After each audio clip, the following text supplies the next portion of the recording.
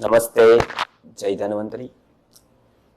गर्भावस्था में क्या क्या औषधि सेवनीय होती है उसके बारे में थोड़ी हम चर्चा करेंगे। गर्भावस्था एक विशेष अवस्था है जिसमें दो व्यक्तियों का एक साथ पोषण होता है, संवर्धन होता है। खास करके गर्भस्थ शिशु का तो नया जीवन ही प्रारंभ होता है यहाँ से।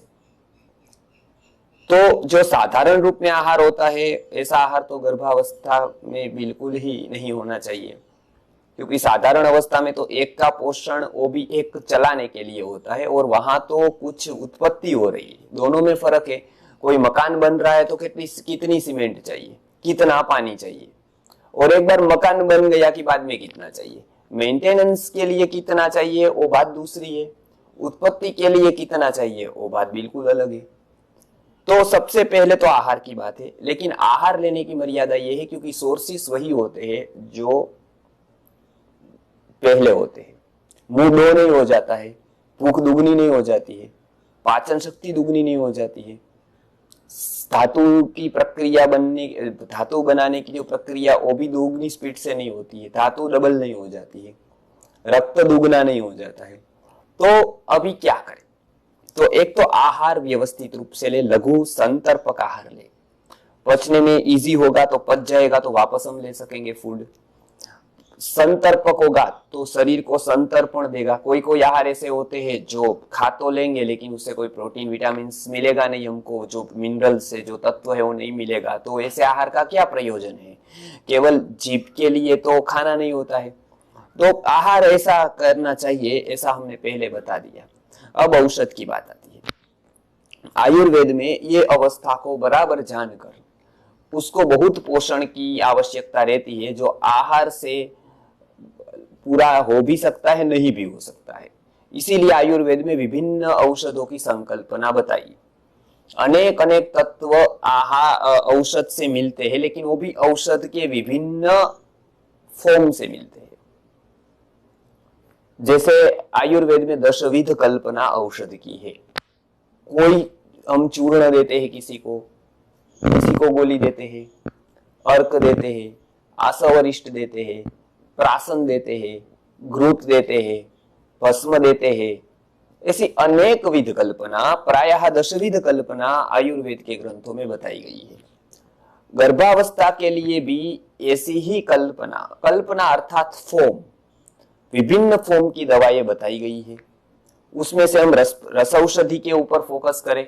विभिन्न भस्मों से बनी दवाइयों में गर्भपाल रस, सुवर्ण वगैरह डालकर उसको बनाया जाता है गर्भ चिंतामणि रस। ये रस औषधि की बात हुई। काष्ठ औषधि में हम बात करें तो शतावरी, अश्वगंधा, उसके चूर्ण, विदारी कंद गर्भपोषक माने जाते हैं, नाग केसर चूर्ण, ये सबका मिलाकर कुछ चूर्ण बनते हैं। तो ये गोली रस की बात भी हो गई, चूर्ण की बात भी हो गई। फिर कोई कोई रूप में घृत, जैसे फल घृत गर्भावस्था में 9 महीना सेवनीय होता है, वो घी की एक फॉर्मूला है। उसके बाद कुछ आता है प्राशन, जैसे च्यवनप्राश औले, जैसे मेध्य रसायनम, ब्राह्म रसायनम। आगे विभिन्न पोषक द्रव्य युक्त आसव और अरिष्ट भी, जैसे द्राक्षासव, लोहासव। हीमोग्लोबिन के लिए कमी के लिए लोहासव है, भूख कम है द्राक्षासव है, द्राक्षारिष्ट है। तो ऐसी बहुत सारी फॉर्म में दवाइयां दी जाती है। अब ये सब को विभिन्न औषधियों को मिलाकर सबसे अच्छा गर्भ का पोषण हो सके, इसलिए संस्कृत आर्य गुरुकुलम ने, पूज्य गुरुवर्य ने 4-5 भागों में इसको बांटा था। खास करके सुवर्ण वाली जो गर्भ चिंतामणि दी जाती है, उससे गर्भ में लिया हुआ सुवर्ण प्राशन बहुत ही इफेक्टिव होता है महिलाओं के लिए।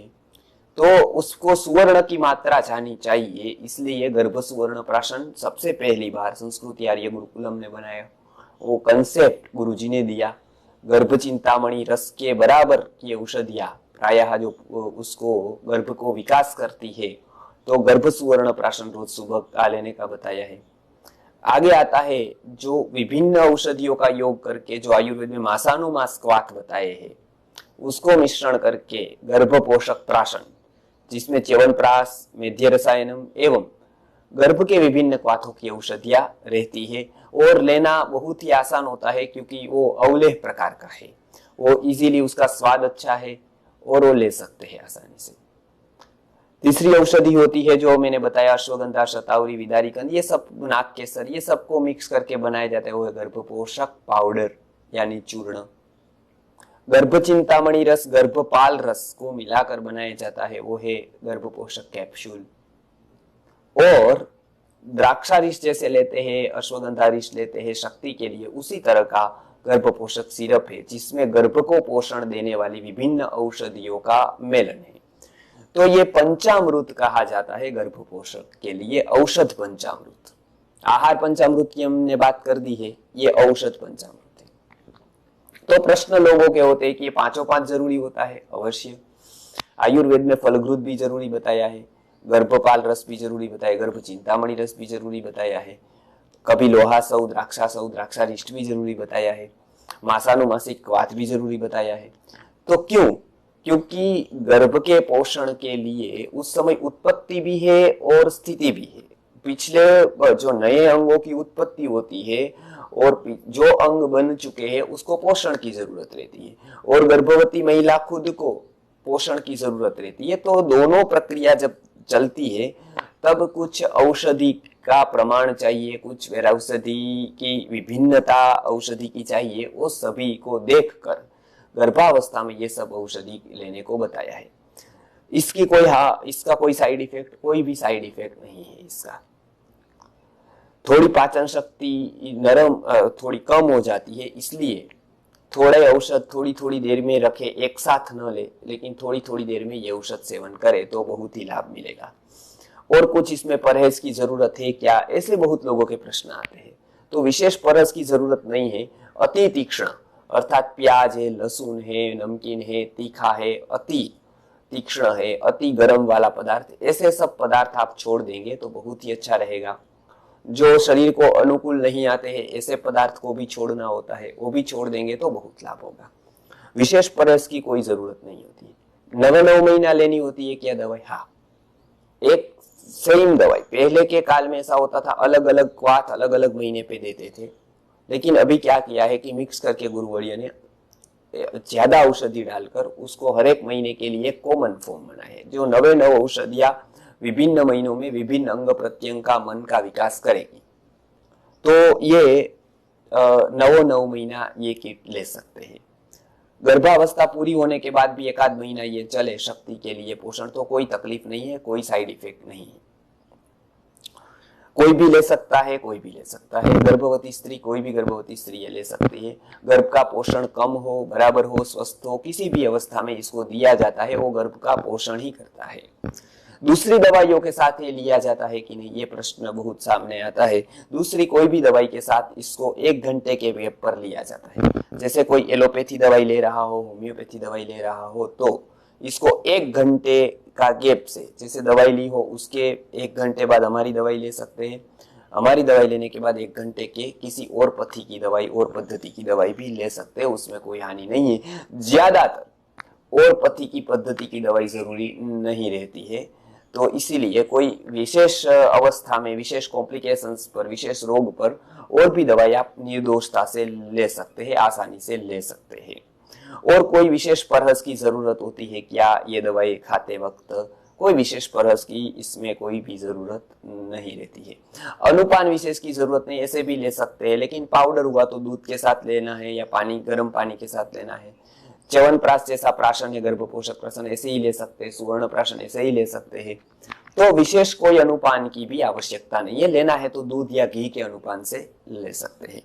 तो ये जो बताए पंचामृत औषध की बात, उसमें गर्भ पोषक सुवर्ण प्राशन, गर्भ पोषक चूर्ण यानी गर्भ पोषक पाउडर, गर्भ पोषक प्राशन यानी वो च्यवनप्राश जैसा आता है, गर्भ पोषक कैप्सूल, यानी वो एक प्रकार की कैप्सूल आती है, और गर्भपोषक सिरप वो एक प्रकार का आशा वरिष्ठ के जैसा ही सिरप आता है जो लिक्विड के स्वरूप में होता है। तो ये हुई गर्भपोषक औषधियों में पंचामृत की बात। आगे और हम वीडियोस में गर्भ अवस्था के लिए विभिन्न बातें देखते जाएंगे। नमस्कार, जय धन्वंतरि।